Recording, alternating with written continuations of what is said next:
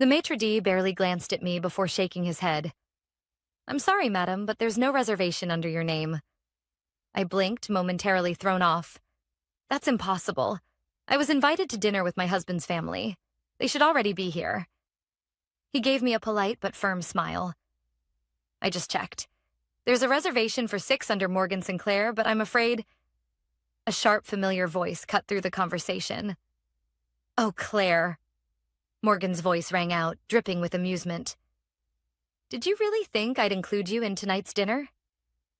I turned to see my mother-in-law standing just a few feet away, dressed in her usual designer ensemble, her platinum blonde hair perfectly styled. Seated behind her, my husband, Adam, sat stiffly, his gaze darting between us, clearly uncomfortable but saying nothing.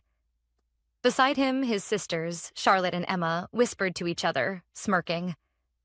I felt my stomach twist, but I refused to let it show.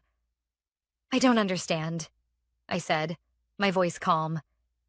Morgan's smile widened. "Oh, sweetheart, I didn't think you'd actually come." She chuckled as if I had done something amusing.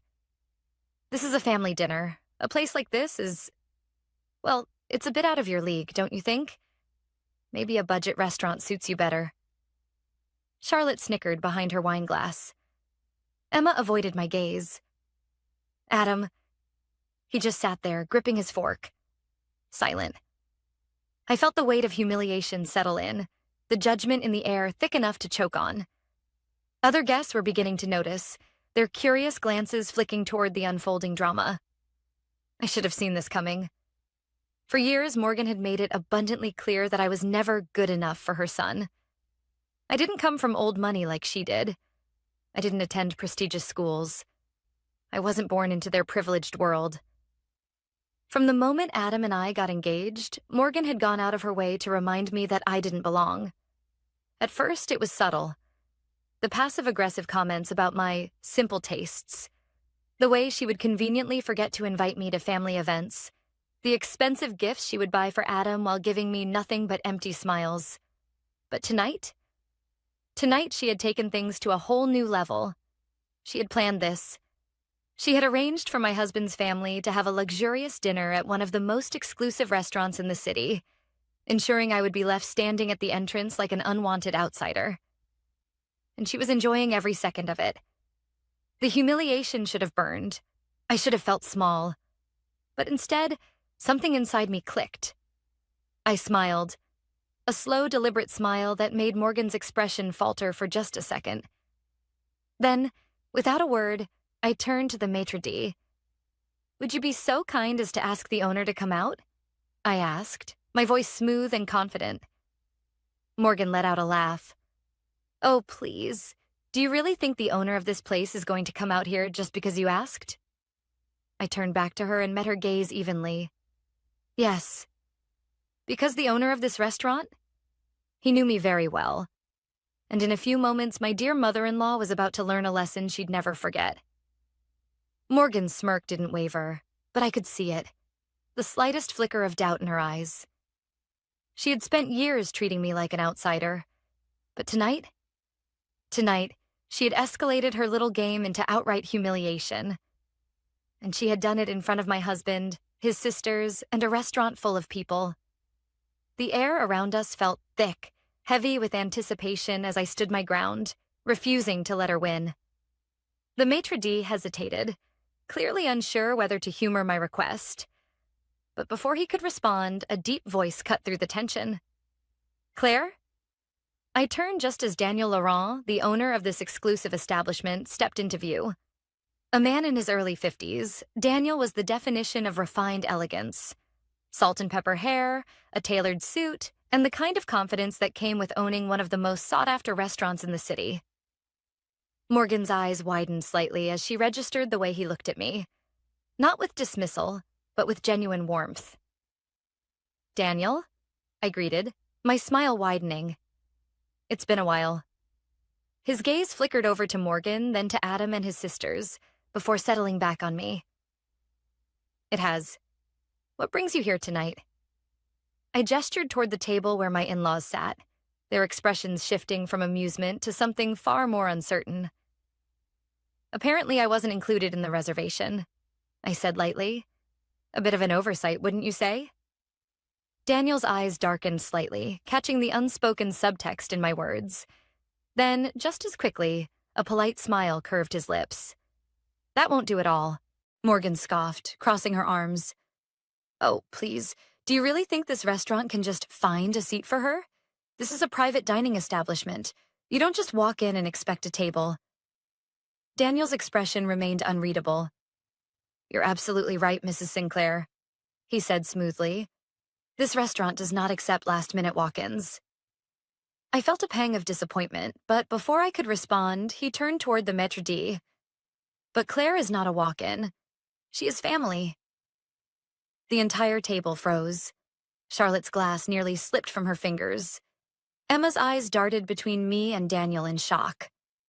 And Adam? His grip tightened on his silverware, but still he said nothing. Morgan, however, wasn't one to back down easily. She let out a disbelieving laugh. Family? Oh, this is rich. You must be mistaken. Claire is my son's wife, and I assure you she has no connections to— Actually, I interrupted smoothly. Daniel and I go way back. Morgan narrowed her eyes. How? I leaned forward slightly, my voice just loud enough for those at the nearby tables to overhear. Before I married Adam, I used to work in fine dining. And Daniel? He was my mentor. A stunned silence settled over the table. Morgan opened her mouth, likely to protest, but Daniel cut her off with a smile that didn't quite reach his eyes. Claire isn't just some former employee, he said calmly. She trained under me when she was fresh out of culinary school. I personally taught her everything she knows about hospitality and high-end service. She was one of the best students I ever had. Morgan's jaw tightened. This was not going how she had planned. I could see the realization settling in. The fact that, despite all of her efforts to belittle me, I had a past she knew nothing about. A past that now undermined her entire stunt. And I wasn't finished. I turned to the maître d', still standing awkwardly at his podium. I assume Daniel's word is good enough to find me a seat? The maître d' immediately straightened.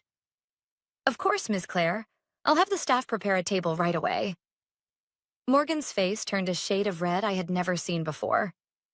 This is ridiculous, she hissed under her breath.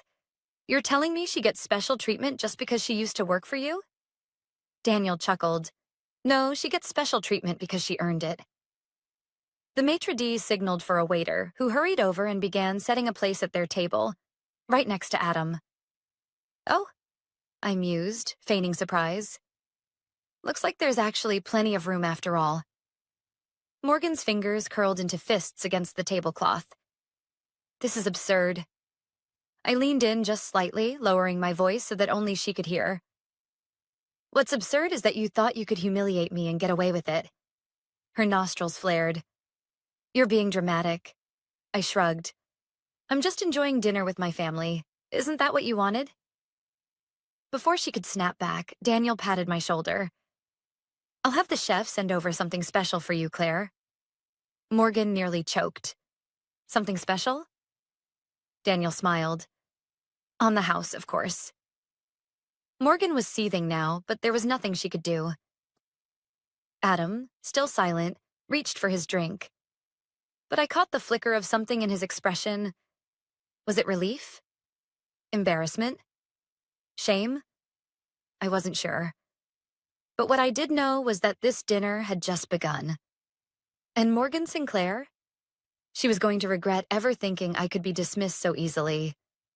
The waiter placed a freshly polished silver plate in front of me, followed by an elegant amuse-bouche. Something delicate, artfully arranged and entirely complimentary, courtesy of Daniel.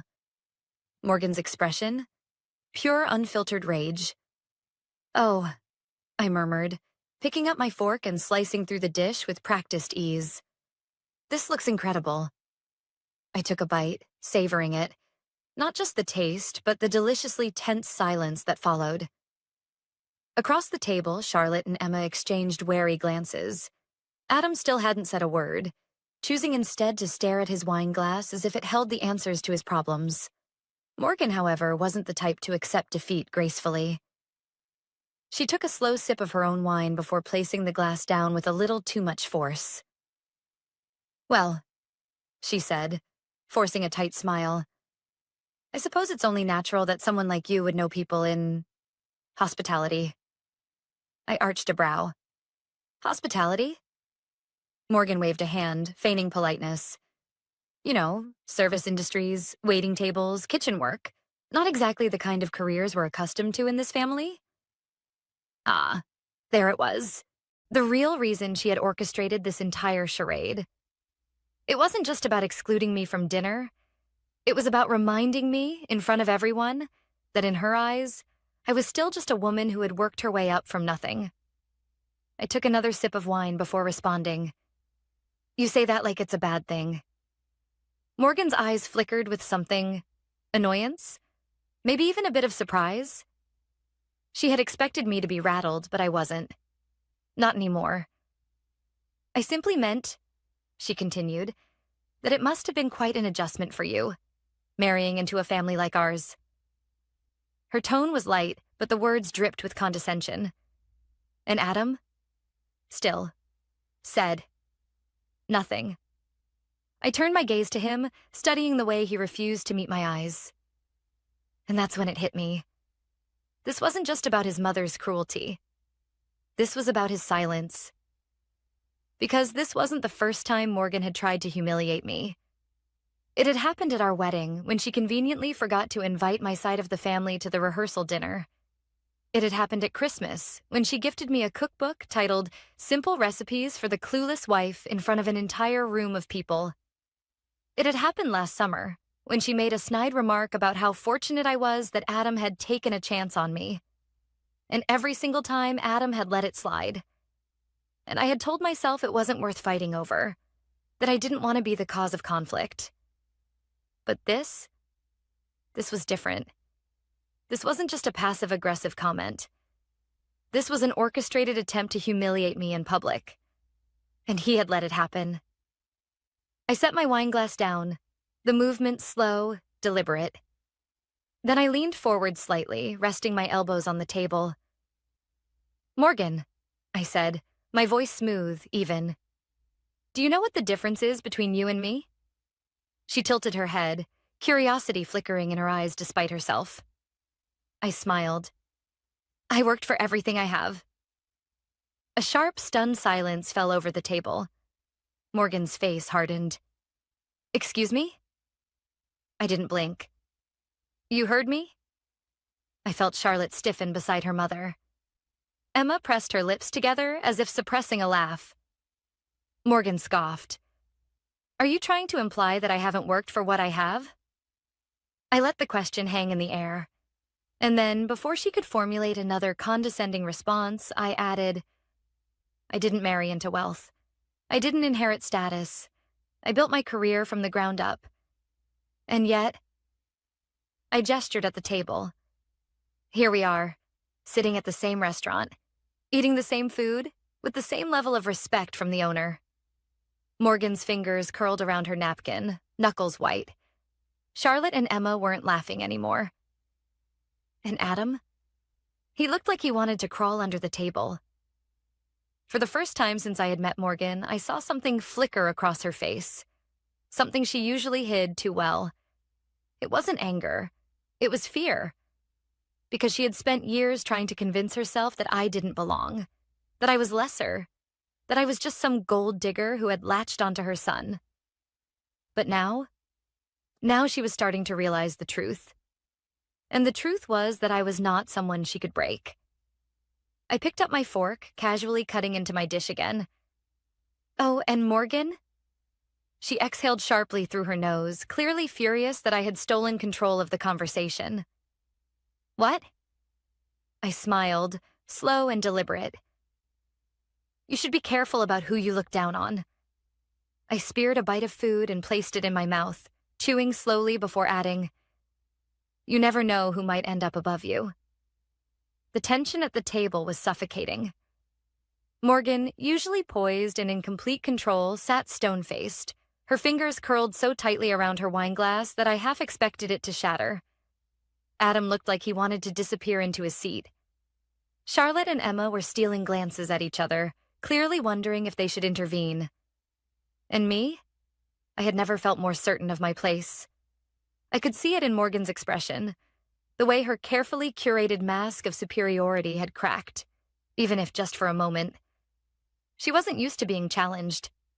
She had built her power on people bending to her will, on people being too afraid or too polite to put her in her place. But I wasn't afraid of her anymore. Morgan took a slow breath, composing herself before placing her glass down with a soft but deliberate click. "I see," she said finally, her voice deceptively smooth. "I suppose I should commend you, Claire. You've managed to elevate yourself beyond your circumstances." I took another sip of my wine, not giving her the satisfaction of a reaction. "But tell me," she continued, her lips curving into a saccharine smile, "if you're so independent, so self-made, why is it that my son is the one paying for your lifestyle?" I paused. Charlotte let out a quiet gasp. Emma shifted uncomfortably. And Adam? Adam flinched.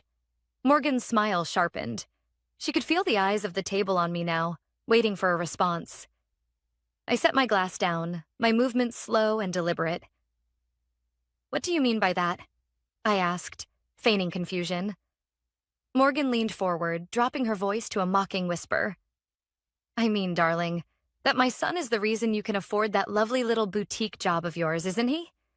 You don't actually need to work, yet you play pretend at having a career. How charming."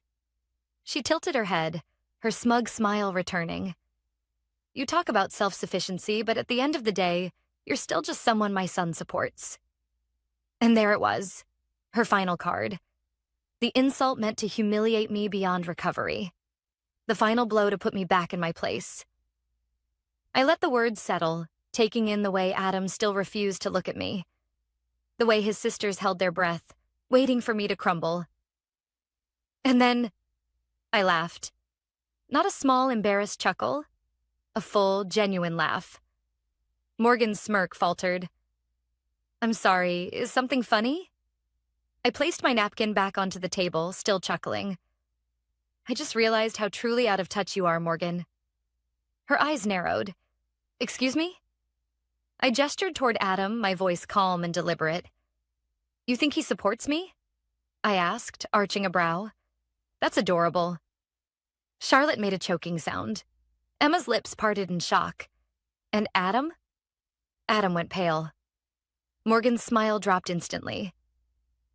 "What are you talking about?" I sighed, almost pitying her. "You still see Adam as your little boy, don't you?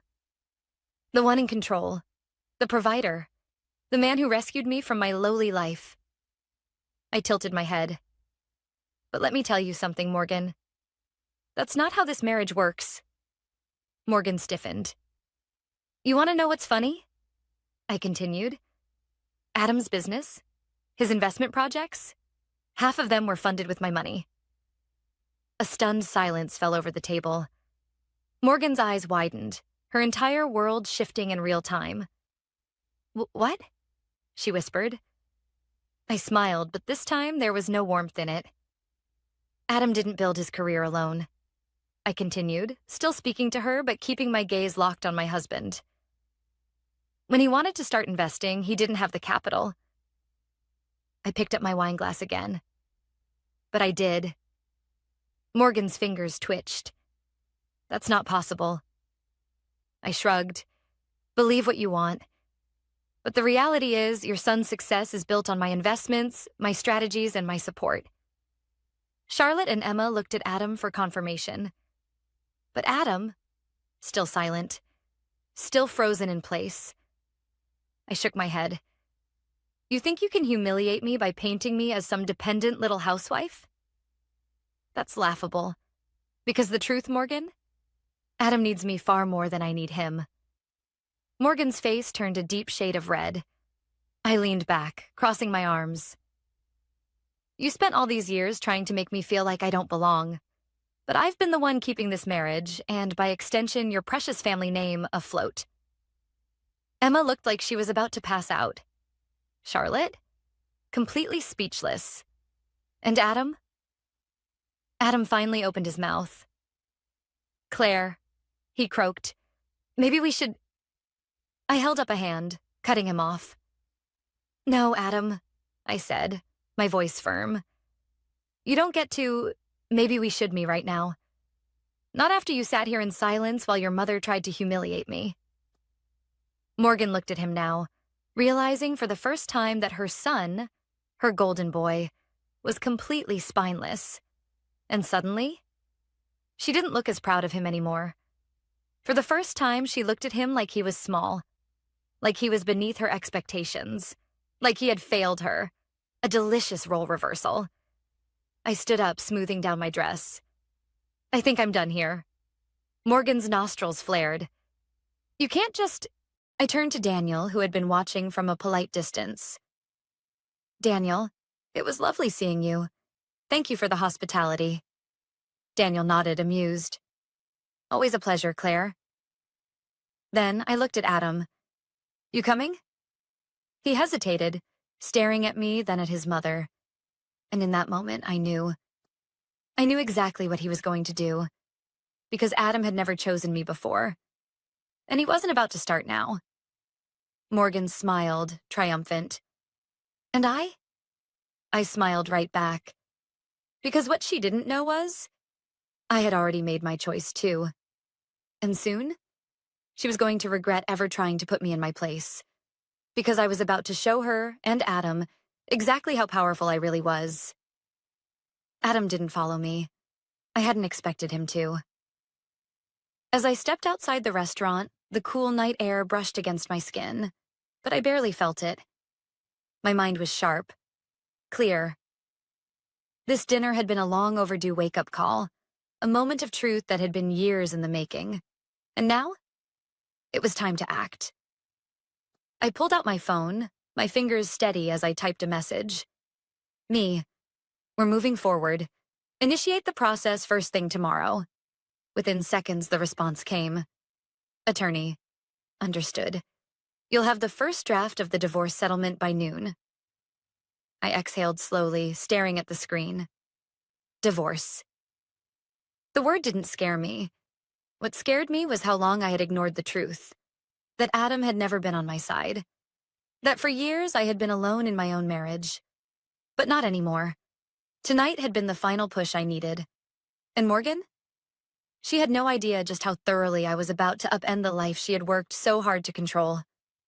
I arrived home before Adam, which gave me just enough time to do what needed to be done. First, I walked into the home office, the one that Adam used for his investments. And I opened the safe. The passcode? He had never changed it. A mistake.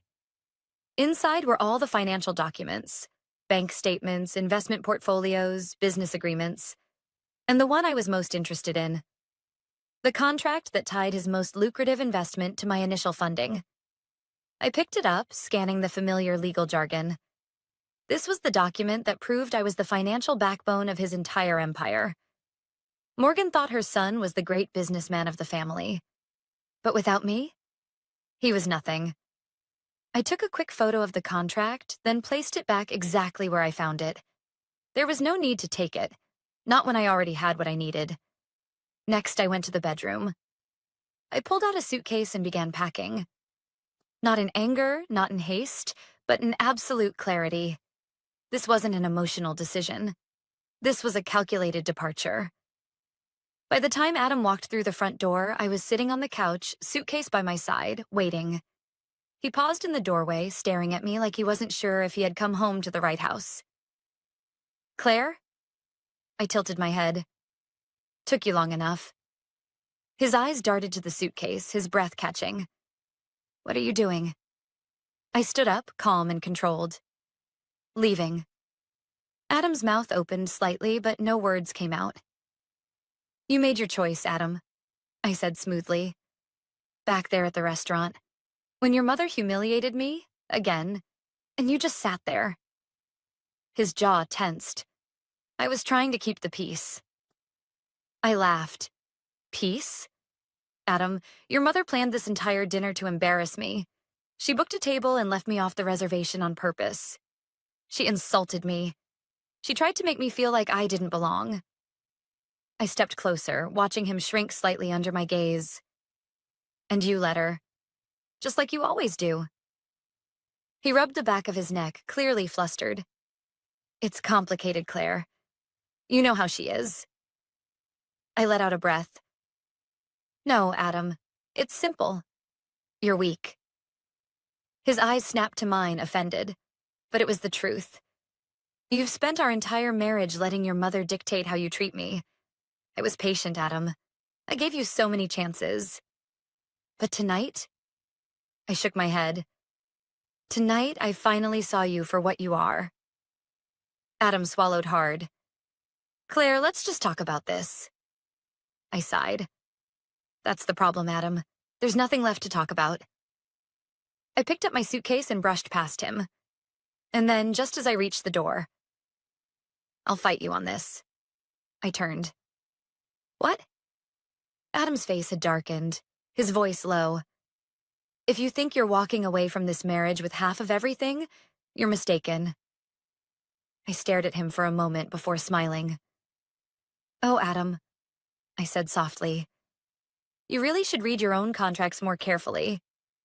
Confusion flickered across his face. What? I cut him off. You wouldn't even have half of what you own if it weren't for me. You used my money to build your investments. And guess what?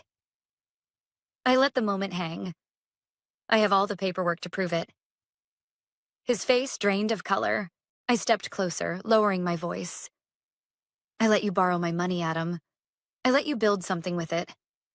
But now? I smiled. Now I want it back. Adam staggered back a step, the reality hitting him all at once. He thought he could threaten me? He had no idea who he was dealing with. Adam stood frozen in the doorway, his face pale, his jaw clenched. I could see the exact moment the realization hit him. That I wasn't just leaving him. I was taking everything he thought he controlled. He opened his mouth, probably to argue, to beg, to try and manipulate me like he always had. But I didn't give him the chance.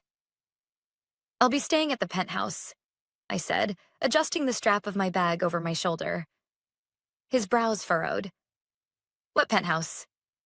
I smiled, tilting my head slightly. Oh, Adam, the one you think you own. I watched as confusion turned into horror. The downtown penthouse? He asked, voice uneven. The one I bought under my name?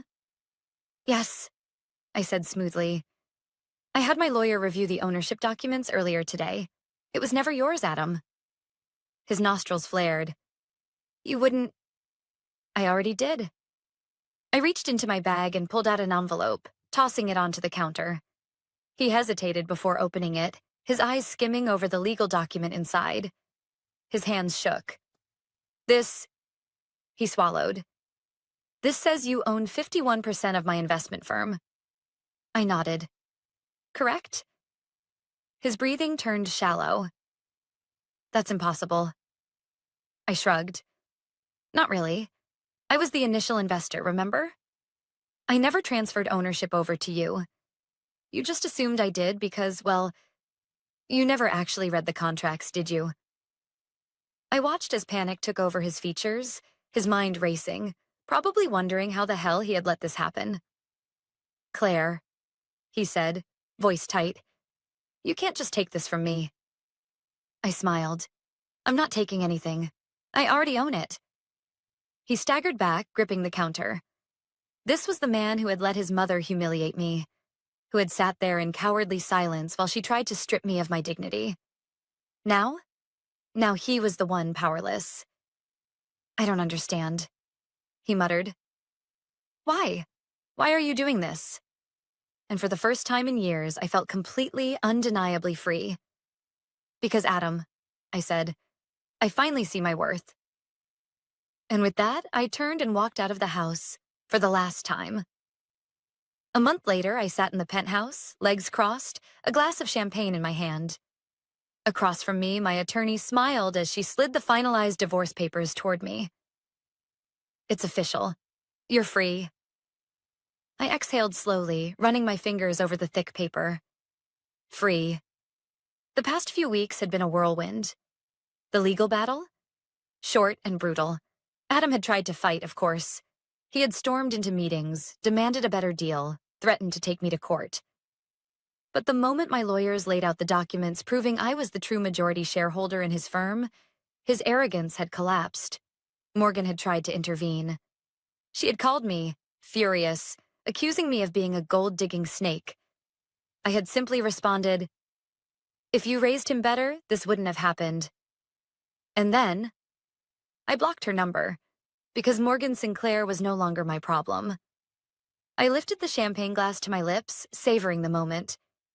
And then, as if the universe wanted to gift me one last laugh, my phone buzzed.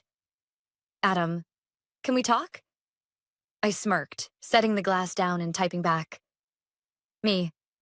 About what?" A pause. Then, "Adam, I don't know what to do." I exhaled, shaking my head. It was sad, really. For years, I had waited for Adam to show up for me, to be the man I thought I married. I had waited for him to stand up to his mother, to fight for me the way I had fought for him. But now I saw him for exactly what he was. A man who had spent his life hiding behind the power of others, too weak to build anything on his own. And the irony? He needed me now more than ever. But I didn't need him at all. I typed one final message. Me.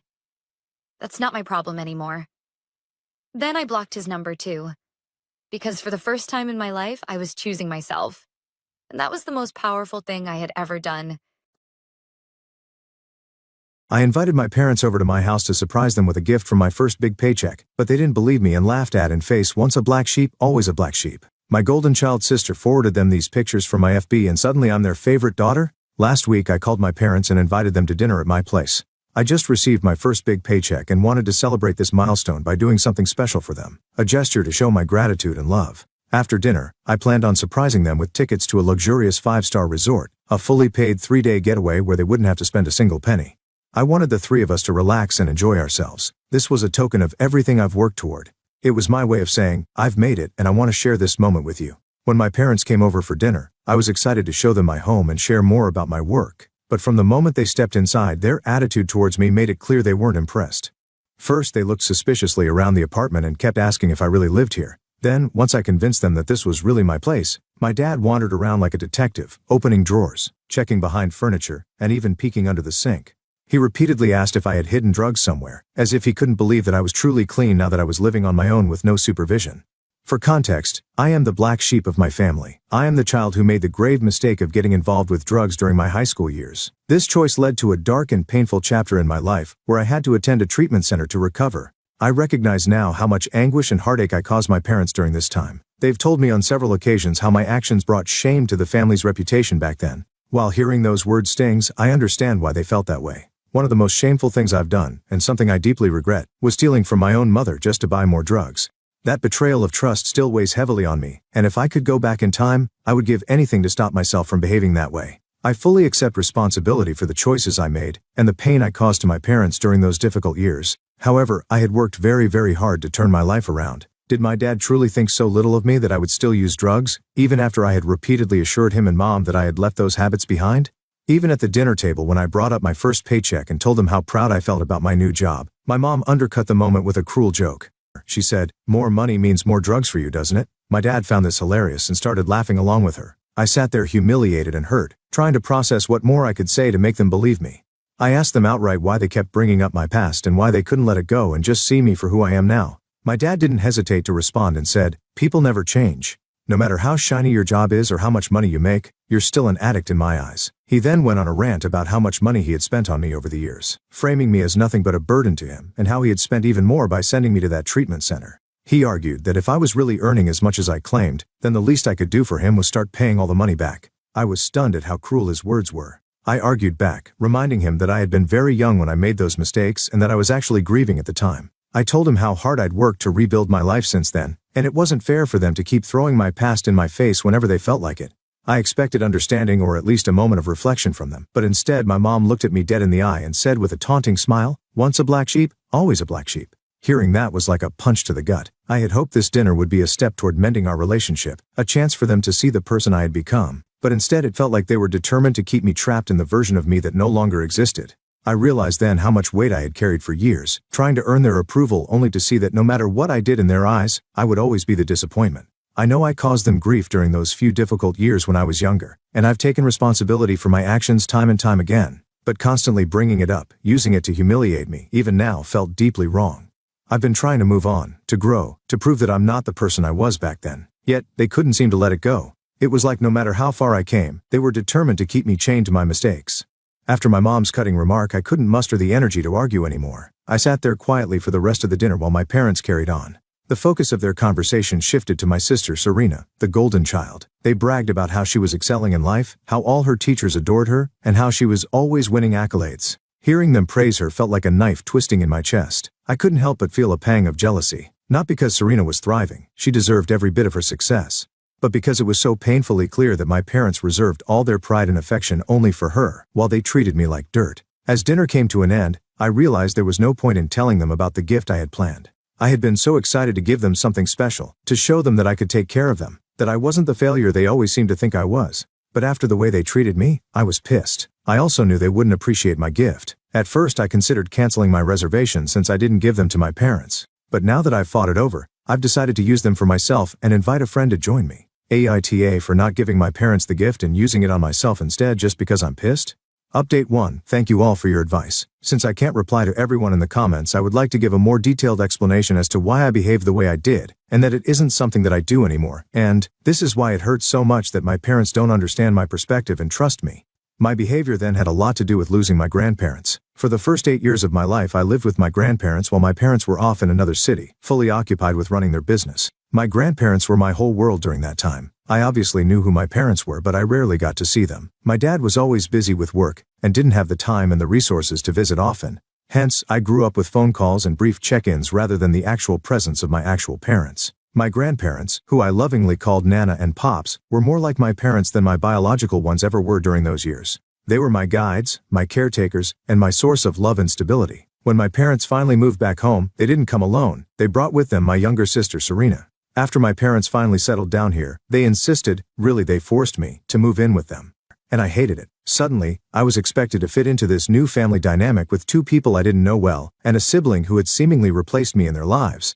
Don't get me wrong, I understand that my parents wanted us to be a family, and probably thought it was for the best for me to move in with them. From my perspective, my life was upended in an instant, and I was the one expected to adjust while they carried on as if everything was normal. The transition was anything but easy for me. With my grandparents, life had a comforting rhythm. I had my own room, my own routines, and a sense of stability that I cherished. Moving in with my parents felt like stepping into a different world altogether. My room turned into a tiny shared space with my sister Serena. She and I had never met before, so there was no bond between us because we had spent so many years apart.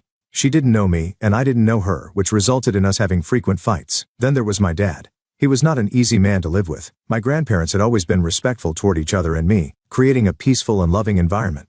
But my dad had a temper. He would yell and scream at my mom and me for what felt like no reason at all. I was often terrified of him, and being around him made me feel on edge all the time. My mom was no better. She ignored me all day and rarely ever sat down to talk to me. As a result, I never felt comfortable around my parents and literally walked on eggshells around them. What made things worse was how my parents got upset at me if I ever complained to them about how I felt. They seemed to expect me to just blend in and forget everything about my grandparents, as if the 8 years I spent with them were irrelevant. My dad was particularly strict about this. He demanded I stop calling my grandfather Pops, insisting it was inappropriate and too childish. Instead, I was told to call him grandfather, as if using a more formal title would somehow erase the connection I had with him. Since I was so deeply attached to my grandparents, I would constantly beg them to visit me every weekend after I moved in with my parents. But my parents didn't like that. They told my grandparents to stop visiting so frequently, arguing that I needed to take some time apart from them to readjust to my real family, my mom, dad, and Serena. Naturally, I hated this. To me, it felt like my parents were actively trying to separate me from the only people who truly understood me and whom I genuinely loved. I began to resent my family even more and more for keeping me away from my grandparents. Then, when I was 14 years old, the unthinkable happened. My grandparents, my nana and pops, passed away in a sudden car accident. A drunk driver took away the two most important people in my life. They were my whole world, and just like that, they were gone. The grief was unbearable. I wanted to scream, to cry, to ask God why he would let something so cruel and senseless happen. My heart felt shattered, and I didn't know how I could possibly move forward.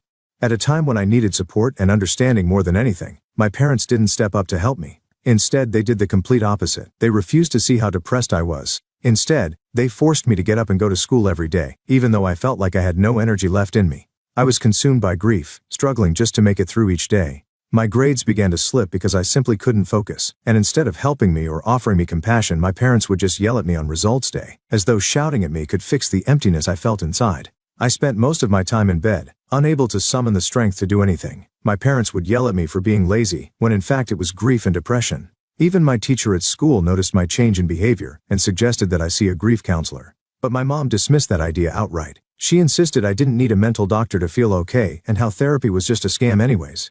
Looking back, I realize how much I needed professional help during that time. I needed someone to talk to, someone who would validate my pain and guide me through my grief. But my parents refused to acknowledge how deeply I was struggling. They left me to navigate the overwhelming sadness and loss all on my own. And that isolation only made everything worse. It's no wonder that those feelings festered and eventually contributed to the choices I made later on.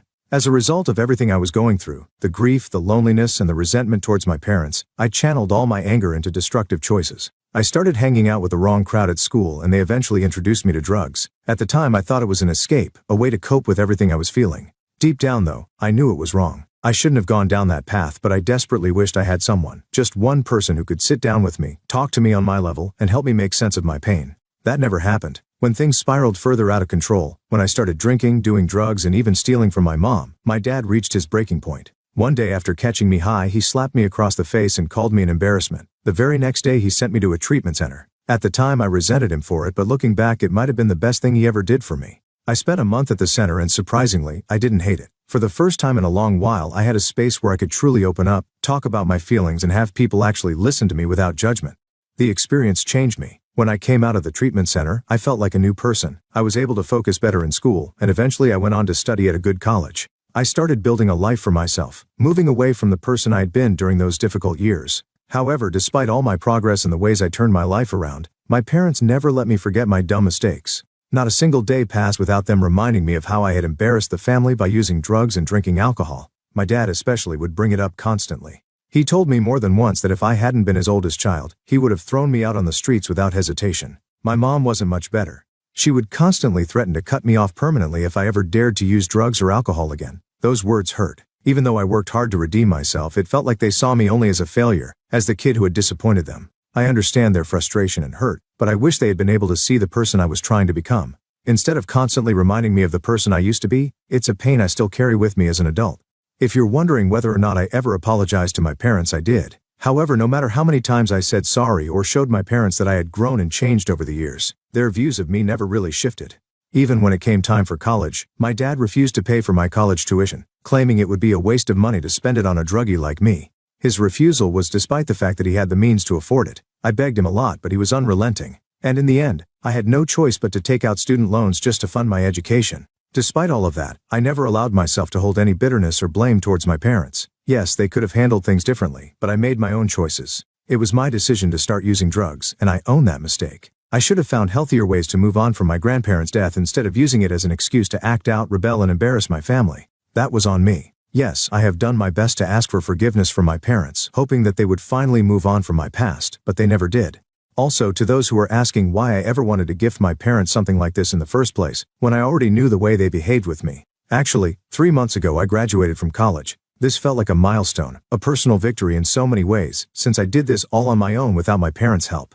And last month I finally landed a position at a good firm, a job I had worked hard to secure after weeks of brutal interviews. When I received my first paycheck earlier this month, I couldn't hold back my tears. I couldn't believe that I had finally made it. After everything I've been through, after all the setbacks and mistakes, I was finally earning my own money. And it was more than I'd ever imagined. At that moment, my thoughts turned to my grandparents. I knew in my heart that if they were alive, they would have been proud of me, showering me with the love and support they always gave so freely. Their absence left a bittersweet ache, but I reminded myself that I still had my parents, even if our relationship wasn't perfect. I wanted to share my success with my family, to show them that I had finally made something of my life.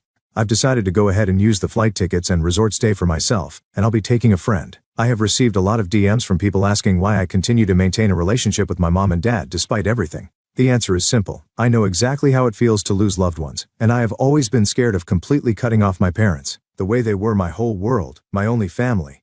Losing them both in one night left a scar that hasn't fully healed. The pain and emptiness of that loss made me anxious and scared at the thought of losing my parents or my sister someday. Despite all the difficulties, I have always loved them as they are still my family, and the thought of being without them feels unbearable. That said, I also understand that love for family doesn't mean I have to accept being treated poorly. My parents' actions have repeatedly hurt me, and I know it's not healthy to let them continue without addressing it. So, if they continue to treat me poorly, then I will cut them off. However, for the time being, I will establish some boundaries from them. I also want to clarify something about my sister Serena. No, I don't hate her. It's true that she is my parents' golden child and they've always treated her much better than me. This isn't some secret, it's obvious to anyone who knows us. My parents bonded with her from the moment she was born while I was sent to live with my grandparents ever since I was young. As a result, both of our childhoods were very different and that ultimately shaped our relationship with our parents. But despite all of this, Serena and I have an okay relationship.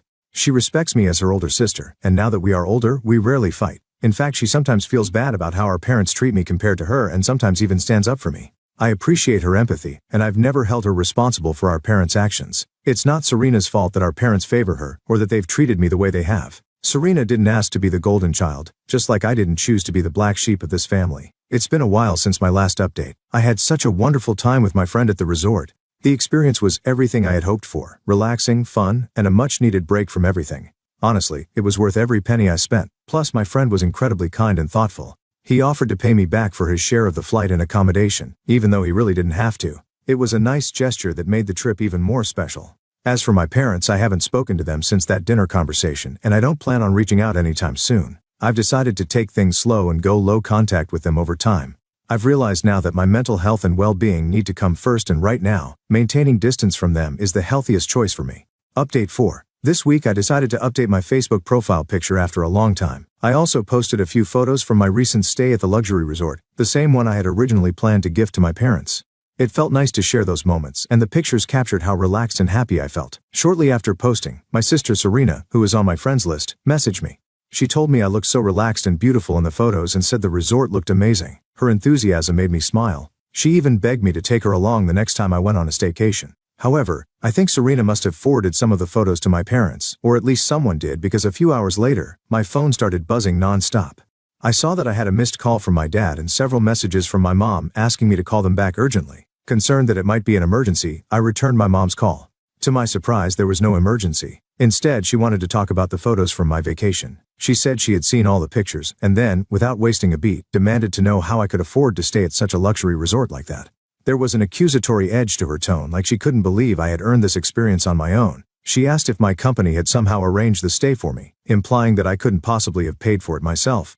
It caught me off guard. I couldn't believe the audacity of my mom. I scoffed and told her as plainly as I could that I was earning quite well for myself, so I had booked this stay for myself as I needed a well-deserved break. Hearing this, my mom seemed surprised and asked me casually what my salary was. Without thinking, I told her. Hearing this, she was quiet for a moment, probably stunned by the fact that I was actually doing so well, but then, instead of congratulating me or showing any kind of pride in my accomplishment, she immediately asked why I hadn't booked tickets for her, dad, and Serena to join me too if I was really earning so well. I was taken aback by her sheer nerve. I pointed out to her how the last time we met she had called me the black sheep of the family and dismissed my feelings, and now, just like that, she expected me to spend my hard-earned money on them to take a vacation together?